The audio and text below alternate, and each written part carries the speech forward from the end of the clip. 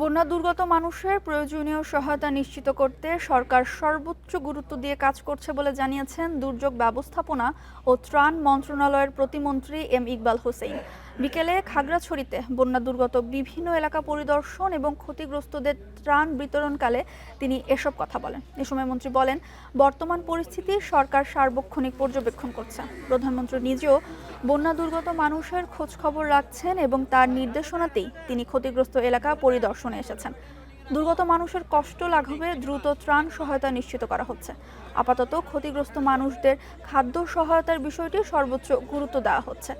পরবর্তী সময়ে ক্ষতিগ্রস্ত ঘরবাড়ি পুনর্নির্মাণ, অবকাঠামো সংস্কার এবং ফসলি জমির ক্ষতি পুষিয়ে নিতে প্রয়োজনীয় সরকারি সহায়তা দেওয়া হবে বলেও জানান তিনি।